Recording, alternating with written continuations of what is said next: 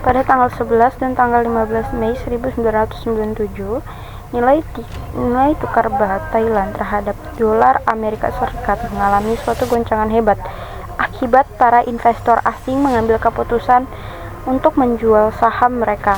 Mereka mengambil sikap demikian karena tidak percaya lagi terhadap prospek perekonomian negara tersebut. Apa yang terjadi di Thailand akhirnya merembet ke Indonesia dan beberapa negara Asia lainnya. Inilah awal dari krisis keuangan di Asia. Rupiah Indonesia mulai terasa goyang sekitar bulan Juli 1997 dari Rp2.500 menjadi Rp2.650 per dolar. Sejak saat itu, posisi mata uang Indonesia mulai tidak stabil. Menanggapi perkembangan itu, pada bulan Juli 1997, Bank Indonesia melakukan 4 kali intervensi, yakni memperlebar serentang intervensi, akan tetapi pengaruhnya tidak banyak. Nilai rupiah dalam dolar Amerika Serikat terus tertekan. Dalam tanggal 13 Agustus 1997, rupiah mencapai rekor terendah dalam sejarah, yakni Rp2.682 per dolar Amerika Serikat. Sebab dan akibat. Merosotnya nilai tukar rupiah karena sistem devisa bebas dilakukan tanpa pengawasan yang memadai. Hal ini membuat pihak yang melakukan transaksi valuta asing tanpa mempertimbangkan resikonya. Kedua, akumulasi utang swasta. Hal ini menjadi salah satu faktor yang menyebabkan nilai rupiah dapat ditekan karena ketersediaan devisa tidak dapat memenuhi utang jatuh tempo dan bunganya.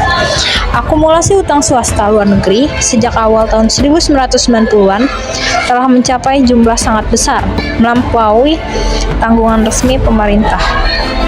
Ketiga, kesalahan sistem perbankan dan pemerintah melakukan tindakan kurang tepat dengan membuat nilai rupiah melebihi seharusnya dan suku bunga terus meningkat.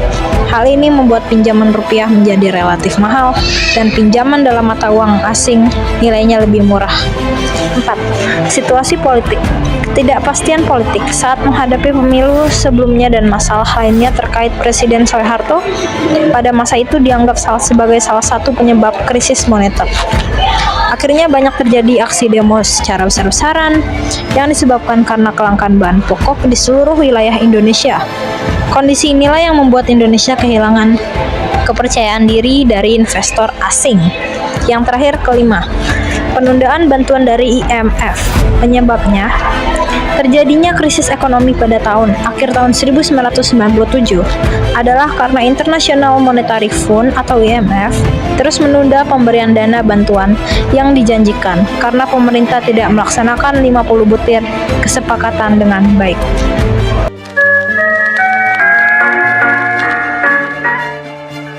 Ini adalah runtutan kejadian penutupan 16 Bank Nasional Indonesia.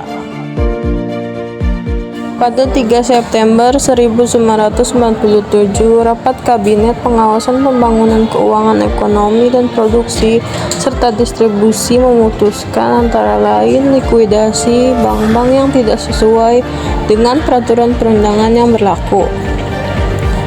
Lalu pada 8 Oktober 1997, pemerintah akhirnya memutuskan untuk meminta bantuan IMF untuk menanggulangi krisis. Dalam pemberian bantuan tersebut, IMF juga mempersyaratkan penutupan bank-bank yang tidak sehat. Pada 21 Oktober 1997, pemerintah menyampaikan usulan penutupan 7 bank. Namun IMF menolak jumlah tersebut yang akhirnya setelah melalui serangkaian kejadian disepakati 16 bank yang harus segera dilikuidasi. Lalu pada tanggal 27 Oktober 1997, Bank Indonesia membentuk tim persiapan dan pengawas pelaksanaan likuidasi untuk menangani seluruh aspek yang terkait dengan persiapan dan pelaksanaan likuidasi 16 bank yang akan segera ditutup. Dilanjutkan pada 1 November 1997, Pemerintah mengumumkan likuidasi 16 bank nasional swasta. Secara resmi, likuidasi tersebut ditetapkan dengan surat keputusan Menteri Keuangan. Pada November 1997, 16 bank ditutup.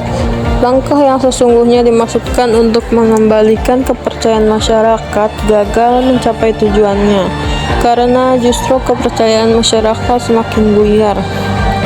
Ketiadaan skim jaminan dana pihak ketiga pada saat itu ikut memperparah ketidakpercayaan masyarakat, dan penarikan dana secara besar-besaran terus terjadi. Dan pada tanggal 3 November 1999, untuk mencegah kemerosotan kepercayaan terhadap perbankan, pemerintah memutuskan untuk membayarkan dana talangan yang akan dikembalikan dari penjualan aset bank-bank yang dilikuidasi.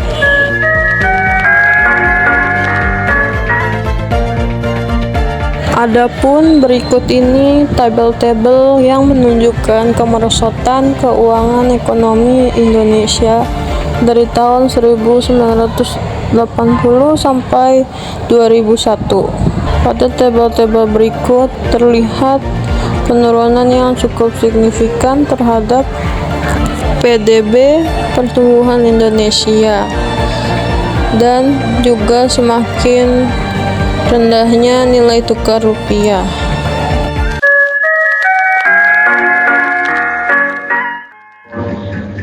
Dampak 1. Dampak krisis moneter pada perusahaan. Banyak perusahaan bangkrut akibat utang dan kekurangan bahan baku impor. Krisis memaksa pembelian bahan baku dengan mata uang asing, menyebabkan penurunan nilai rupiah. Kondisi ini mendorong pengurangan tenaga kerja dan meningkatkan kemiskinan. 2. Krisis keuangan bank. Penurunan nilai rupiah berdampak pada kredit macet di bank, menyebabkan kegagalan bisnis dan utang, kerugian bagi masyarakat karena bank kehilangan fungsi sebagai tempat penyimpanan uang yang aman. Ketiga, kerusuhan nasional. Krisis ekonomi memicu gejolak politik, aksi demokrasi besar-besaran, dan potensi kerusuhan. Dampak berujung pada korban yang tidak bersalah. Yang pertama, ada perbaikan sistem perbankan. Krisis ekonomi 1997 disebabkan rusaknya sistem perbankan. Tindakan preventif dilakukan seperti pembekuan aktivitas bank, sakit pemerintah, integrasi perbankan dengan paket termasuk rekapitulasi aturan. Dibentuk Badan Penyerahan Perbankan Nasional. Yang kedua itu ada restrukturisasi utang swasta. Tim penyelesaian utang luar negeri swasta dibentuk kesepakatan Frankfurt mencakup restrukturisasi utang swasta. Fokus pada penyelesaian pinjaman bank, pembiayaan perdagangan, dan pinjaman perusahaan. Yang ketiga itu ada kebijakan ekonomi makro. Pemerintah terapkan kebijakan ekonomi makro untuk atasi krisis. Upaya termasuk penyelenggaraan APBN, memberikan bantuan kepada rakyat, tambahan utang, dan privatisasi BUMN.